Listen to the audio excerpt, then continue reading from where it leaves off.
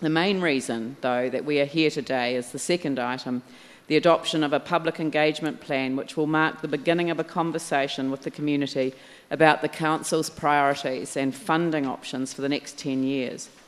I know that this is challenging for a lot of councillors. None of us expected to see such a significant set of financial challenges when we opened the books. I'm aware that the People's Choice Labour councillors are putting out a statement clarifying their position. I know there is considerable sympathy around the table for that position, but we have agreed to put all the options on the table and work together with our communities to find the right solutions. I felt really proud when you all agreed to allow me to speak for the Council as a whole when we released the Cameron Partners report and signal that all the options would be considered. I think that what has set us apart as a council is how we are managing these challenging issues. So let me say to all of my colleagues, thank you. I'm confident that we'll make the right choices, and this initial engagement with our city will open the door to a much better understanding of the choices that we have and a real sense of ownership of the decisions that we ultimately have to make. So I'm just going to, for the record, really set out the process that we're undertaking here. And in this document that we will be putting out for consideration by our communities, I say at the beginning of it that when we were elected last year, we said we would be upfront about the decisions we were making and why.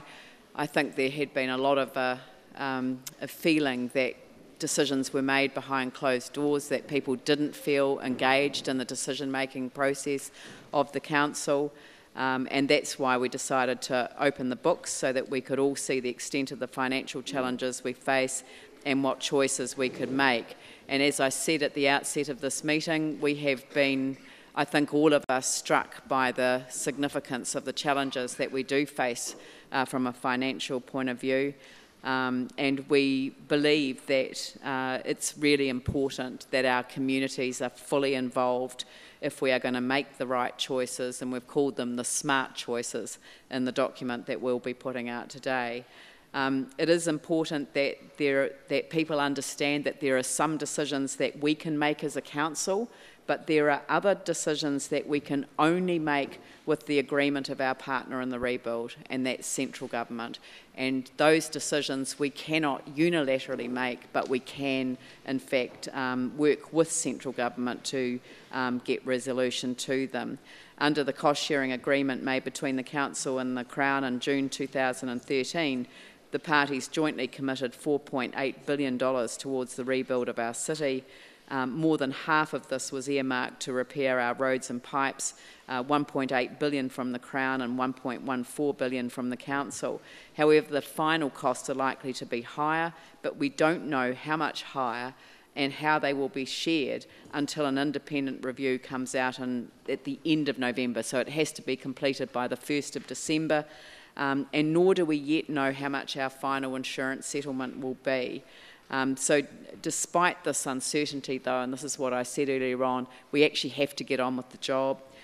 We have to get the city back on its feet. We have to make sure our communities have access to the critical services and facilities we need to help us recover and to thrive as a city. So, we don't have all of the resources to meet these financial challenges immediately, but there is no risk because we are a financially well-resourced council and we have got time. But as we have been told by Korda Mentha and by Cameron Partners, there is no single solution, no silver bullet, no magic one-size-fits-all response that will get us through. So that's why we need to be open to new ways of working with business and community to get things done. We have to be open to new ways of attracting other funders into the mix, and we have got the time to get that happening.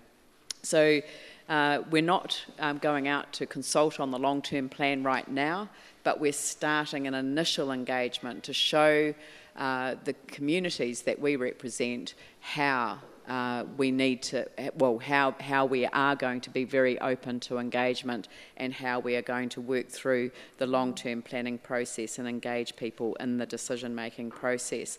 It is vital that we get input from all parts of our community, and we know that a lot of people are still struggling, and we've already heard people saying, that they're overwhelmed with the amount of consultation and that they really don't want to see a lot more, but we have to get that input. And the reason we need that input is that the decisions that we make now will not just have an impact on everyone in Christchurch in the immediate sense, they will have an impact in a generation, on a generation, in a generation's time.